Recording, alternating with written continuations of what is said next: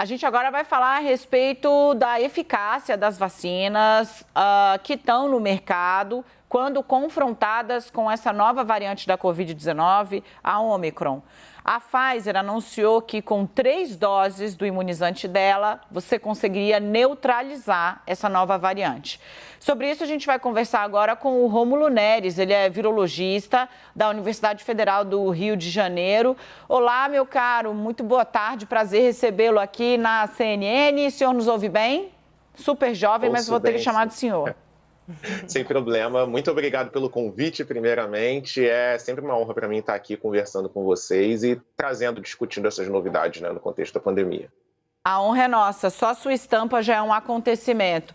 Doutor, vamos falar um pouquinho a respeito do desempenho das vacinas que estão aqui no Brasil, em especial, mas no mundo, né? Sendo usadas para combater a Covid, quando confrontadas com a Omicron. A vacina da Pfizer é uma vacina muito importante, mas também a vacina da AstraZeneca, a chamada vacina de Oxford. Com relação a ela, a gente ainda está aguardando mais estudos? As perspectivas são boas? Sim, a resposta curta é que as perspectivas são boas, mas a gente, com relação ao Omicron, ainda tem mais perguntas do que necessariamente respostas nesse momento.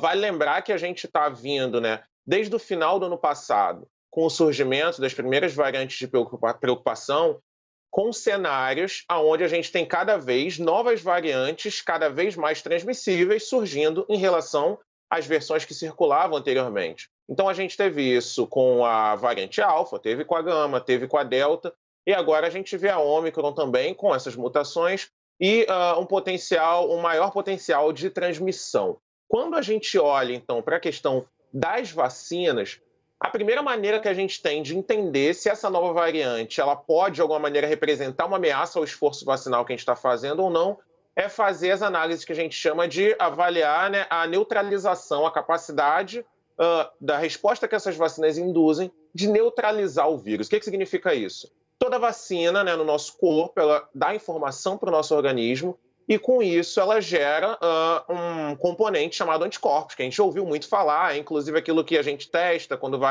testava no passado, quando ia testar Covid através de amostra de sangue, por exemplo. E alguns desses anticorpos eles são neutralizantes, eles têm a capacidade de se ligar diretamente ao vírus, manter o vírus ali intacto, assim ele não consegue entrar na célula. Esses experimentos eles são geralmente mais rápidos, eles são mais simples do que outros tipos de análise imunológicas, e por isso, geralmente, eles são os primeiros ensaios que são realizados quando a gente descobre uma nova variante. Como toda nova variante que tem um número significativo de mutações na proteína spike, né, que é a de fora, inclusive a parte do vírus para a qual as vacinas são desenhadas, é razoável pensar que quanto mais diferenças, maior a probabilidade, digamos assim, do nosso sistema imune ser enganado, ser driblado por essa nova variante. Mas o que vale a pena lembrar, e que eu gosto sempre de destacar, a primeira coisa é que essas vacinas elas são feitas para grandes regiões dessa proteína do coronavírus, então mesmo que a gente tenha mutações em regiões específicas, ainda é bem provável que elas consigam proteger a gente, como é o caso com múltiplas doses, por exemplo, como a Pfizer tem alertado, ou então em esquemas heterólogos, né, de combinação de vacinas. A gente tem alguns dados já também sugerindo que indivíduos infectados e que foram vacinados, esses indivíduos eles também têm uma proteção relativa, uma margem de proteção segura contra a Omicron, ressaltando a importância da vacinação, mesmo para quem já teve a doença. Então, essa questão é a principal questão que a gente ataca nesse momento. E vale lembrar que a Omicron não é a nossa barreira final contra o coronavírus. Enquanto o vírus estiver circulando, é possível que outras variantes surjam, variantes que até se espalhem mais rápido, e por isso o nosso discurso, nosso empenho em promover a cobertura vacinal para a população. Doutor, tudo bem? Boa tarde, obrigada pela entrevista. Aqui é a Larissa de Brasília falando. Qual que é o tipo da tecnologia da vacina da Pfizer, né, que chegou a esse resultado muito bom, que nos animou muito, de que 3 doses são capazes de neutralizar essa nova variante?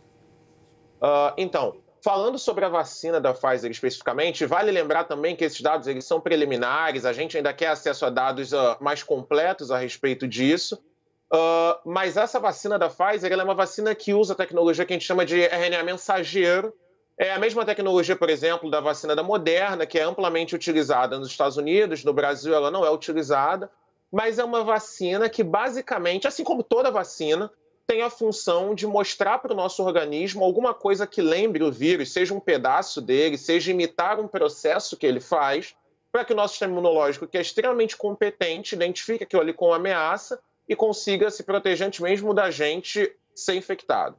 A vacina da Pfizer, especificamente, ela pega e utiliza um pedaço do código genético do coronavírus, um pedaço bem pequeno, e é só da proteína spike, então não tem como esse código genético, por exemplo, alterar o nosso código genético, ou não tem como ele gerar um vírus infeccioso dentro da gente e promover a doença, mas é um pedaço que é suficiente para que ele seja lido, seja transformado, né, identificado como um pedaço do coronavírus, para que a resposta seja produzida. A grande vantagem disso, e não só dessa plataforma, também da vacina da AstraZeneca, por exemplo, que é largamente utilizada no Brasil, é que hoje a gente tem a possibilidade de atualizar essas vacinas. Então, a gente pode, pensando em atacar novas variantes, por exemplo, né, planejar futuras possíveis combinações dentro dessa vacina que utilizem sequências de variantes diferentes, sem a gente ter, por exemplo, que mudar toda a estrutura fabril, toda a estrutura de produção da fábrica, porque basicamente a gente precisa atualizar apenas um pequeno componente da vacina,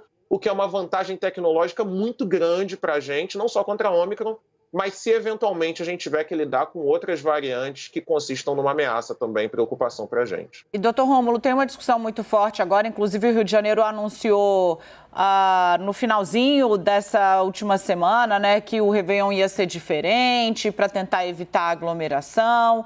O carnaval está aí, muita gente ainda se recusando a acreditar que vai passar mais um ano, 2022, sem carnaval, mas do ponto de vista da ciência, da boa ciência, da saúde, é recomendável, doutor, cautela? É hora de pensar em eventos desse porte num país como o Brasil, onde falou em carnaval, você obrigatoriamente tem de saber que são milhões de pessoas na folia, na rua. Máscara, obviamente, não vai ser um adereço fácil de manter bonitinho, assim como distanciamento e álcool em gel. Nada disso combina com carnaval. Dá para pensar nesses eventos agora?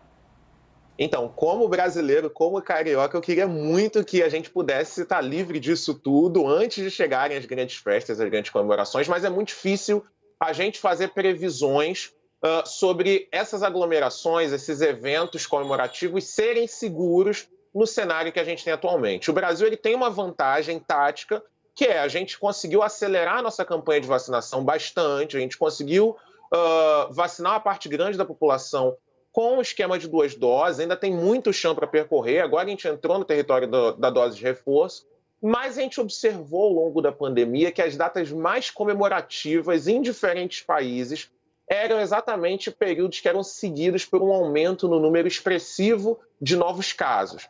Consequentemente, um aumento no número de casos proporcionalmente leva ao maior número de óbitos.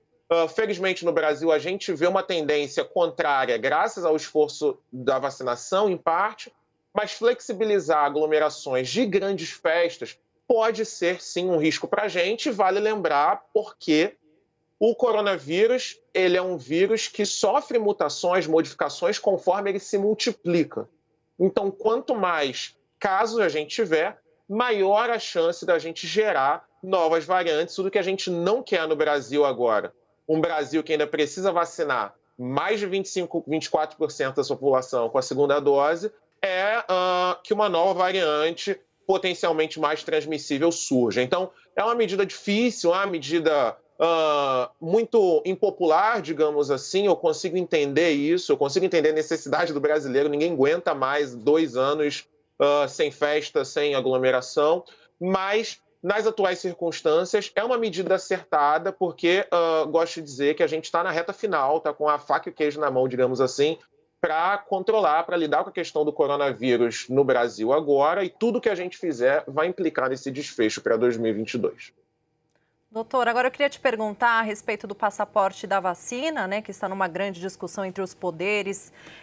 Bom, na sua opinião, né, como médico, como profissional da saúde, você acha que o passaporte da vacina, ele pode ser essencial para a gente evitar pico, número, né, uma alta, aí uma nova onda de Covid-19, como está acontecendo agora na Europa, você acha que realmente o passaporte da vacina seria eficiente aqui para o Brasil?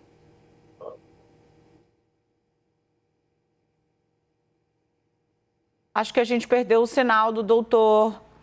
Ai, que pena, a gente travou, Larissa, travou. A gente estava conversando com o Rômulo Neres, ele é virologista da Universidade Federal do Rio de Janeiro. Larissa Alvarenga estava fazendo ali uma última pergunta para ele quando a gente perdeu o sinal.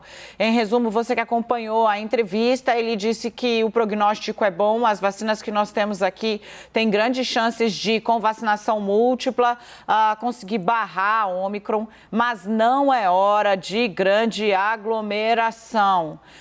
Bom, minha querida, como a gente não conseguiu se despedir dele ali ao vivo, fica aqui nosso agradecimento ao virologista da Universidade Federal do Rio de Janeiro, Rômulo Neres.